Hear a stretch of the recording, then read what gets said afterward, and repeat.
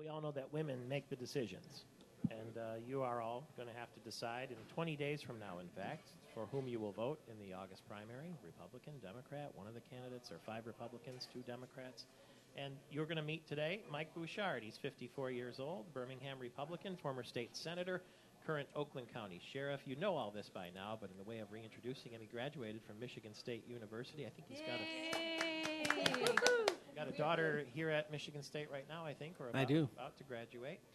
And he's going to spend the rest of the hour with us, sort of revealing not only his past, but his present, and maybe his future, too.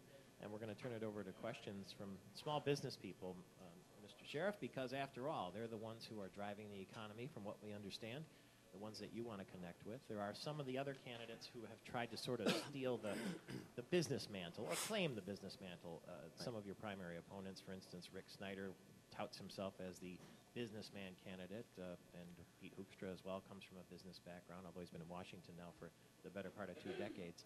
So why don't you, if you would, just give us a little primer on your business background, because we don't hear much about that. Sure. Well, first, ladies, can I buy you coffee? Or we can't be bought. Okay, and a donut. Absolutely. I have a business background myself. I owned and operated 3 small businesses, including one that was a yogurt, ice cream, food, sandwiches, things on a retail side. So I know the tough job that they have next door here at the coffee shop in terms of the hours and the kinds of things, meeting payroll and coming in and balancing the register late at night, all those kinds of things. I also had a consulting business. I did risk management, corporate consulting. I had Bally's, Hudson's, Grand Traverse Resorts were some of my clients. And then, of course, in line with my law enforcement background, as you know, I've been sheriff for 11, but I was a police officer for 12. So for 24 years, I've been in law enforcement, and one of the businesses that I owned was a security systems kind of design company and also private investigations. So I know small business. I've been one. I've gotten property tax bills and personal property tax bills when I wasn't making money, and shook my head and wondered why government didn't get it, that I was brand new in that particular business, and why were they trying to put their boot on my throat before I got up off the ground. My brother owns and operates a small business. My grandpa came to Michigan with a nickel in his pocket and built from the ground up a very thriving business, a chain of clothing stores, bridal stores, actually. It was Sam's Brothers in Bay City, Michigan. And so small business and business in general is in my blood, and it's in our family. And it goes back to my philosophy. When I was a state senator, you may know that I was a leader in the Senate in the 90s when we tackled a lot of the same and similar problems and fixed them. We were the 3rd worst state in America to grow or start a company. And when I left, we were the 3rd in the top 3, one of the top 3. Fabulous. So we had cut a $1 billion deficit to 1991. When I left, we had a $1 billion surplus. And so we changed things. So for me, it's kind of been there, done that. I was part of the leadership to help business. I also was a strong advocate for small business.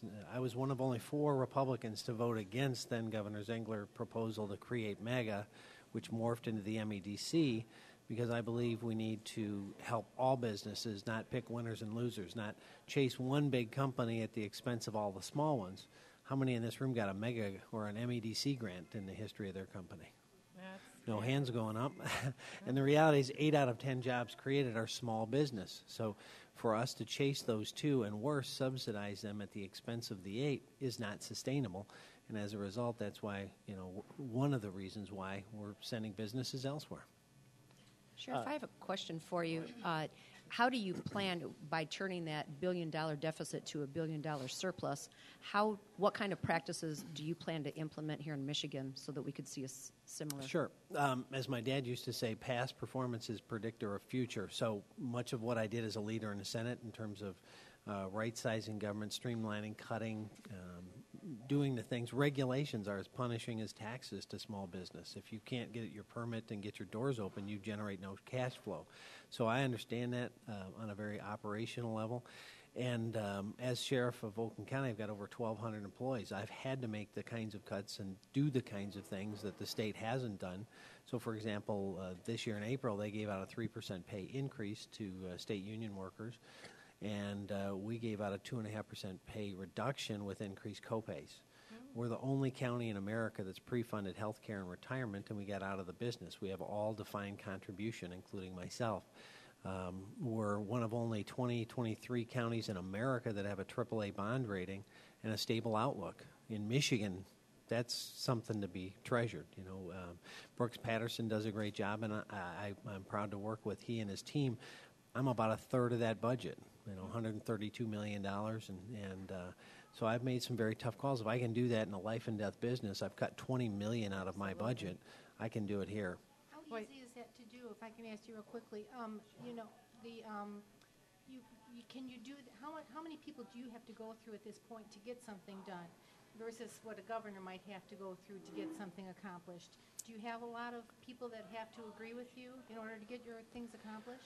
Absolutely. I mean, obviously there's a commission. They set the purse strings, and I control the spending once I have my appropriation level set. So it's kind of similar. The legislature would set the appropriation level, and the governor administers it and drives policy. There's really three different levels, and that goes to my experience. Not a knock on the other candidates, but none of the other candidates have ever been a legislative leader or been a leader in the legislature, more importantly, when it worked. For the last 8 years, it hadn't really worked too well, in case you haven't noticed. Did really well last night on the debate on Channel 4. I don't know if any of you caught that, but, I thought that was interesting that the Free Press and the Detroit News agreed with you. Did you hear any of that afterwards? But they were saying that the state should not spend, just like you said, the $45 million to go through a constitutional convention. That was very good. How do you think it went last night? I think it went great. Again, not to knock the other candidates, but, when you go to have something done, you pick a person that has done it before, typically. You don't, for example, if you're going to have knee surgery, you wouldn't go to a doctor and say, I know you just got out of school and you read the book, but, would you operate on my knee? No, you're probably going to find a doctor that's got, a couple hundred people out jogging after. And for everyone else, it's more of an abstract exercise. Here's what I'd like to do, here's my plan, but as I affectionately say, the Detroit Lions have a plan every Sunday. But you need somebody that can execute that plan and a team that can get it done. My running mate, Terry Lynn Land, the Secretary of State, and I have a record of being successful challenging some of these things and doing these things. And so for me, I know how to move the legislature because I was part of it. I was a leader there. The governor doesn't get a vote and can't introduce one bill. And so even the current governor has said more than once that one of her biggest shortcomings is not having been a legislator.